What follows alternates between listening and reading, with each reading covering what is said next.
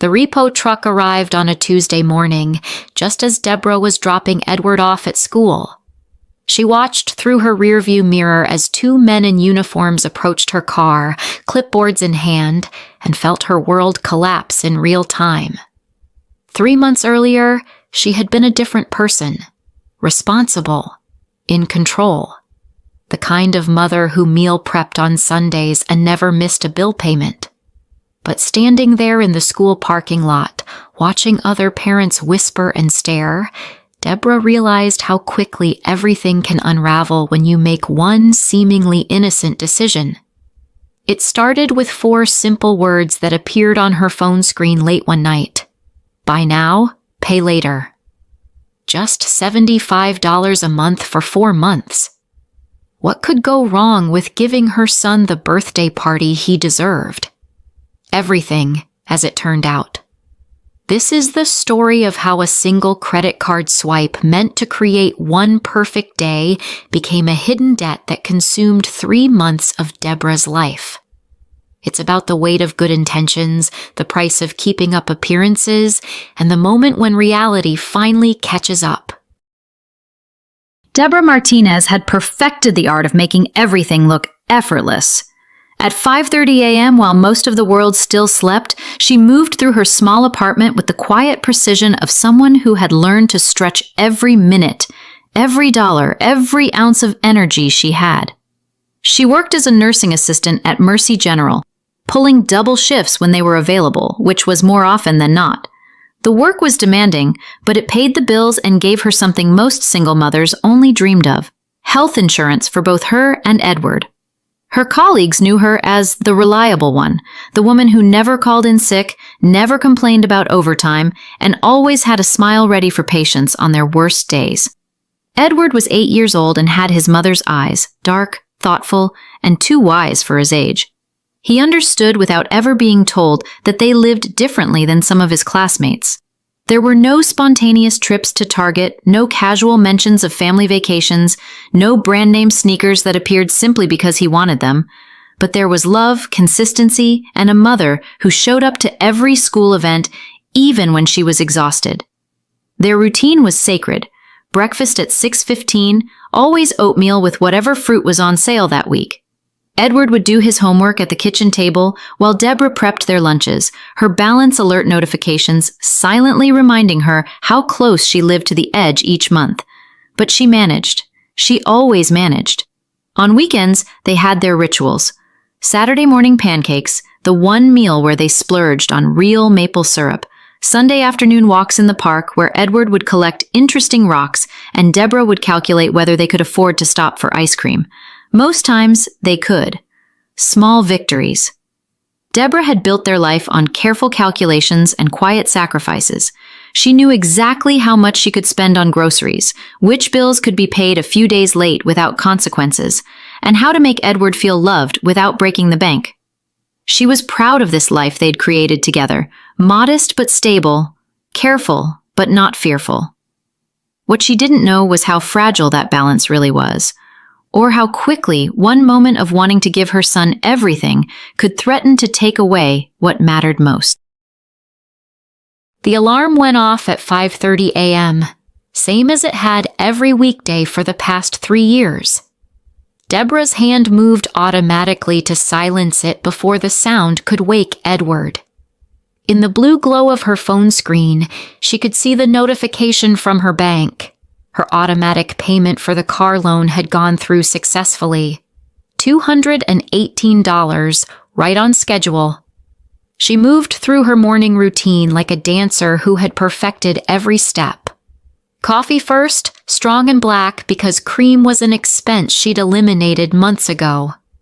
Then the shower, quick and efficient, while her work uniform hung pressed and ready on the back of the bathroom door. Navy blue scrubs that had seen better days but were still presentable, still professional. Edward stirred as she kissed his forehead goodbye. "Love you, Mom," he mumbled into his pillow, words muffled by sleep but clear enough to make her heart squeeze. "Love you too, baby. Mrs. Chen will walk you to school, remember?" The drive to Mercy General took exactly 12 minutes if she caught the lights right, 15 if she didn't. Deborah knew every pothole, every shortcut, every place where cops like to hide with their speed guns. She'd been making this drive long enough to have calculated the gas cost down to the penny, $3.40 each way, assuming current prices held steady. Her shift started at 7 a.m. sharp. Room 204 first, Mrs. Patterson, who always asked about Edward and remembered his test scores. Then room 212, where Mr. Rodriguez was recovering from hip surgery and liked to show her pictures of his grandchildren. These weren't just patients to Deborah. They were people whose stories had become woven into her days, whose small victories felt like her own. The work was physical. Lifting, turning, walking miles of hospital corridors in shoes that were comfortable when she'd bought them 6 months ago, but now pinched her feet by hour 10. But it was also emotional labor. Being present for people on their worst days, finding words of comfort when medical bills were discussed, holding hands when family members couldn't be there. During her 15-minute break, Deborah would check her phone. Edward's school might text about pickup changes. Her bank might send updates about her account balance, numbers that danced dangerously close to her credit limit each month, but never quite crossed the line. She'd learned to read those notifications with the same clinical detachment she brought to reading patient charts, information to be processed, not feared. Lunch was usually whatever she'd packed the night before. A sandwich, an apple, sometimes leftover soup in a thermos. She ate in the break room, listening to her colleagues discuss weekend plans, vacation destinations, home renovations. Deborah nodded and smiled, contributed to conversations about television shows and local news, but rarely shared details about her own life. It wasn't shame exactly, more like protective instinct. The afternoon shift blended into evening. More rooms, more patients, more small moments of human connection that made the physical exhaustion worthwhile. By 7 p.m., when her replacement arrived, Deborah's feet ached and her lower back protested, but there was satisfaction in the work completed, the people helped, the paycheck earned. The drive home was quieter, streets less crowded, her mind already shifting to mother mode. Edward would need help with his math homework. There would be dinner to prepare, clothes to sort for tomorrow, bedtime stories to read.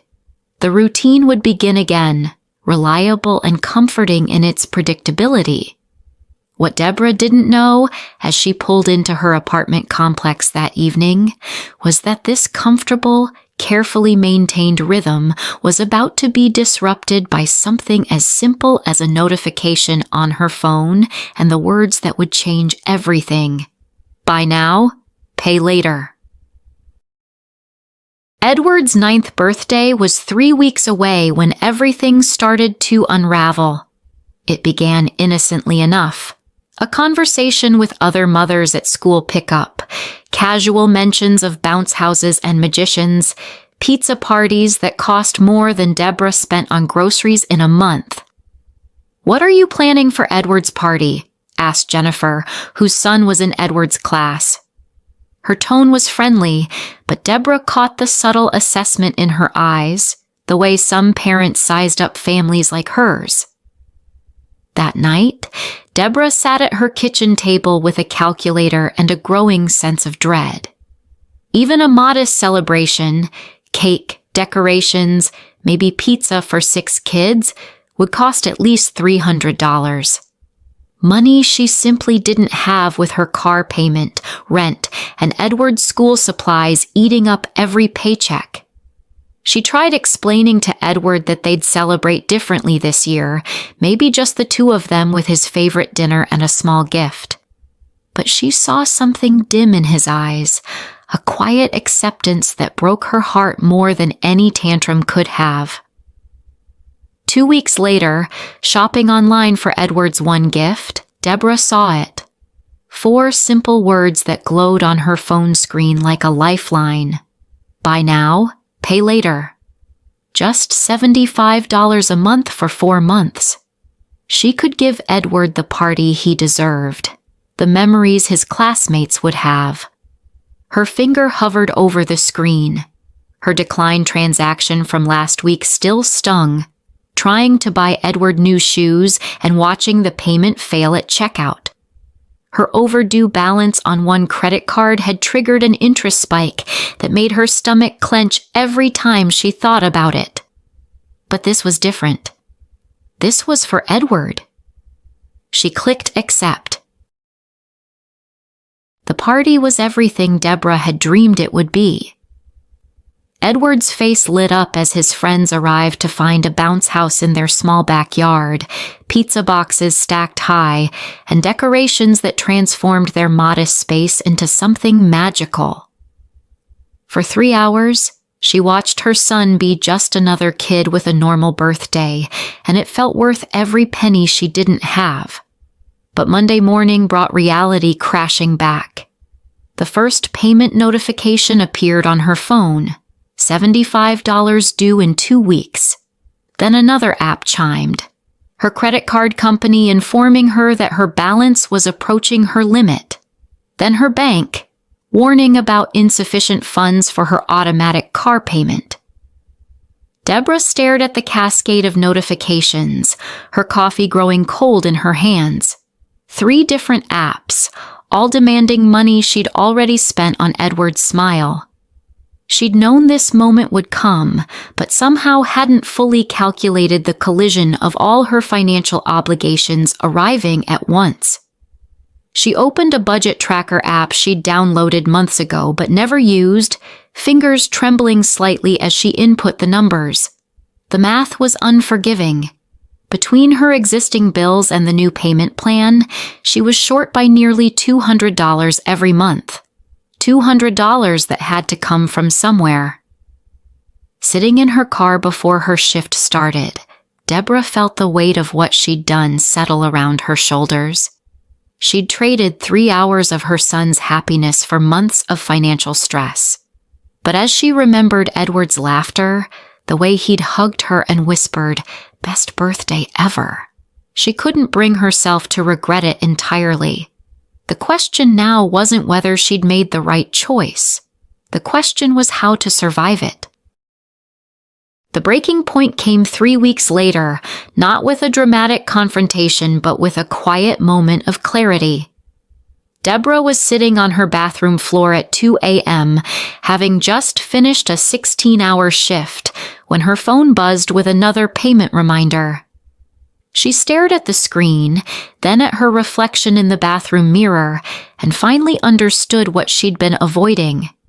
She wasn't just behind on payments, she was drowning. The buy now, pay later plan had triggered a cascade of overdraft fees, late charges, and missed payments that had tangled her finances into an impossible knot. Her credit utilization had maxed out 2 cards, and she'd been robbing one payment to make another for weeks. But in that moment of exhaustion, something shifted. Deborah realized she'd been treating her financial crisis like a medical emergency, responding to symptoms instead of addressing the underlying condition. She couldn't keep juggling payments and hoping for the best. She needed a plan. The next morning, she did something she'd never done before. She called in sick. Not because she was physically ill, but because she needed to heal something deeper. She spread every bill, every statement, every notification across her kitchen table and faced the full scope of her situation.